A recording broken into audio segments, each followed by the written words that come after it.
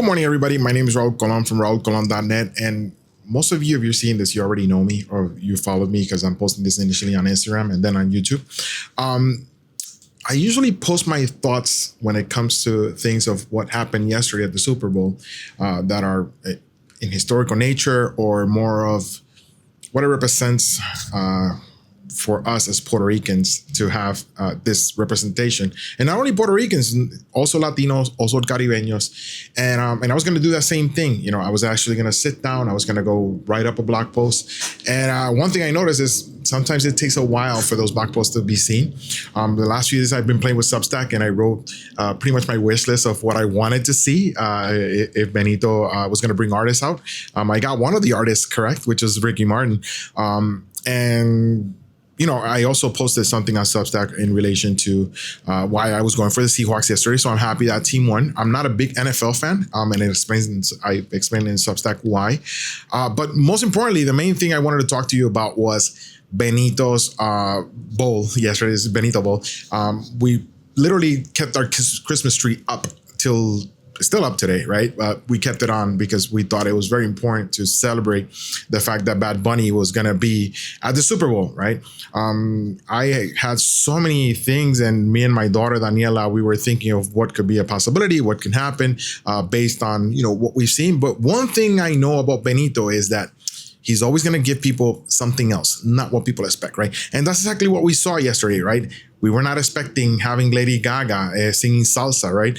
We were not expecting certain things, right? But initially, I'm such a big fan of Benito that I wanted even more, right? So, you know, it happened so quickly. I was like, even my Lucy was like, did he get enough time? But then when we went back at the same time, they give every performer, but I guess we were so into capturing what everything means, right? So I think I'm going to post a video on YouTube a little bit longer on what it is that it meant to us, and maybe some of the symbolism and stuff that I caught quickly. You know, things like when he plays El Apagón, right? Why were people on top of a electric post?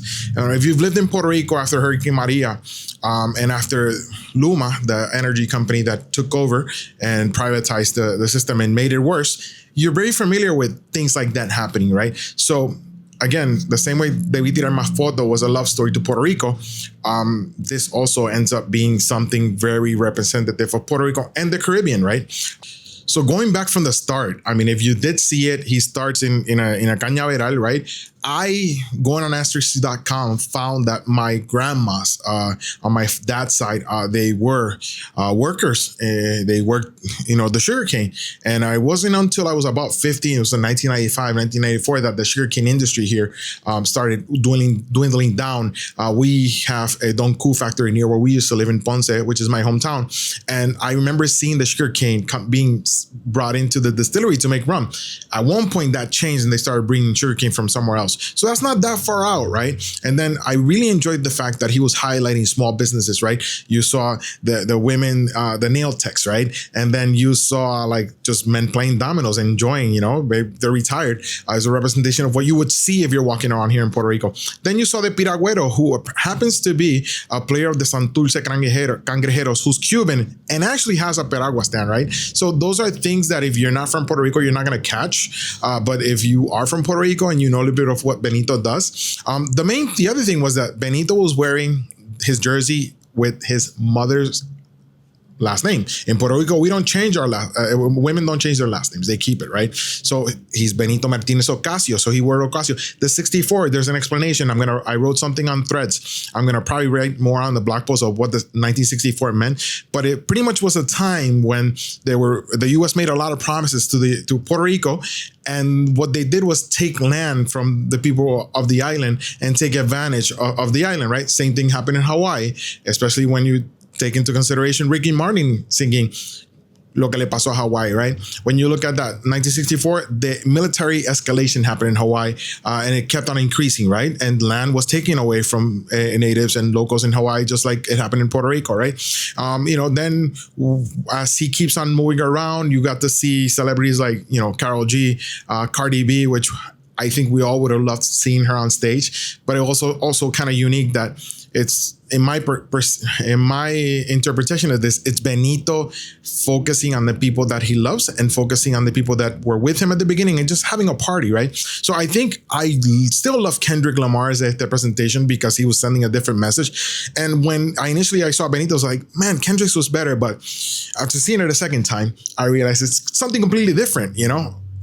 Kendrick had a message to get out, and it was a very powerful message. And I'll keep on thinking that Kendrick is one of the top two, and pretty much at the same level of Benito, because, you know, Benito was sending a different message. So the message of love was captured as he kept on, you know, moving through. Then he has the situation where he's inside, where he meets Toñita from, I think it's the Caribbean Social Club in Brooklyn. I remember many years how folks of the Brooklyn community, Boricuas, were actually making sure that she was kept in that space. And Benito has featured her in many places, from taking her through SNL to having her in the Residencia to honoring somebody who has made sure that we keep on telling our Boricua stories in the diaspora and you know, and even on the island, right? And then when Lady Gaga came up, I'm a big Lady Gaga fan. My friend Dwight Santana was the person that introduced me to Lady Gaga. I used to watch her, but I didn't understand what she meant, right? Being an ally to the LGBT community, Lady Gaga is she's a queer icon. So why not have her there? Especially when you're sending a political message of having the same people that wanted at one point for water fountains to be divided in between white and colored people. They're the same people that wanted that alternate show, which I'm not even going to mention right here because it's useless.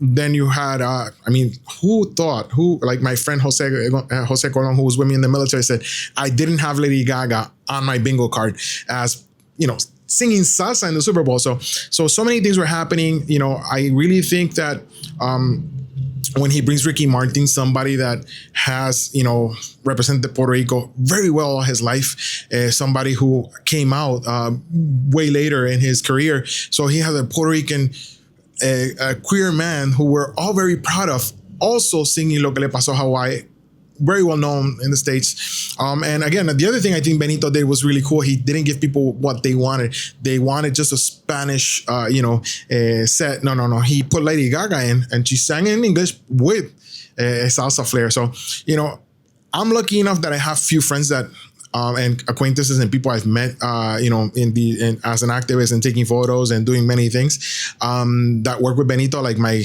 ex-hairstylist, Gilberto, a friend of mine, he was there. So it was kind of cool to get to see some of behind the scenes. I'm going to probably tag him here so you can follow him and see the awesome work he does. I mean, he's one of the most talented people I know. And I met him before Hurricane Maria, and then, you know, seeing his career take off and being able to work with Benito and so many other cool artists is pretty amazing. Then Julito Gaston, he's not a friend of mine. He's somebody I've taken photos of in events previously when he was a lot younger. I wish they would have featured more of him. Julito is one of the most talented percussionist I've ever seen perform. And he was there playing with Lady Gaga, you know, but I wanted him to be featured. The one thing I would have wished Benito would have done is more placement of the drums, but again, he was going to do what he wanted. Como dice, yo hago lo que me da la gana. And outside of that, I think I'm still collecting my thoughts and processing it. So maybe this is the only video I do. Maybe I do another video, but for definitely, I'm going to write a blog post on many of the details of historical, kind of like points that he put in that presentation. So if you're not from Puerto Rico, or you're from the diaspora and you're not so familiar with what's going on the island, so you can catch up, right? I'm trying these videos. Let's see. The other thing is I am a travel agent. So if you want to come to Puerto Rico, we can help you book, you know, whatever you need. Laughing Gear is my travel business. You can go to laughinggear.com, or you can find this on YouTube. I'm probably going to be posting this on YouTube because I see it's relevant. It's representation of Puerto Rico. If I'm selling other destinations, why am I not selling my own island as an option, right?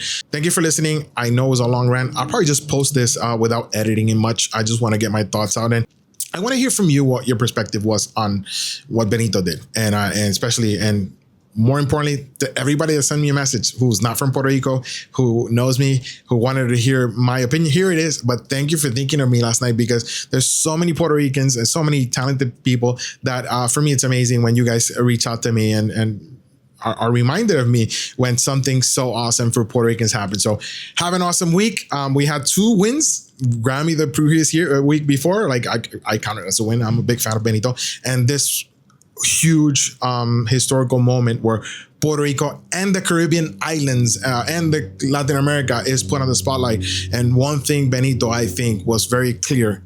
The Americas are from the Patagonia in Argentina all the way to the north of Canada. So I'll leave you with that.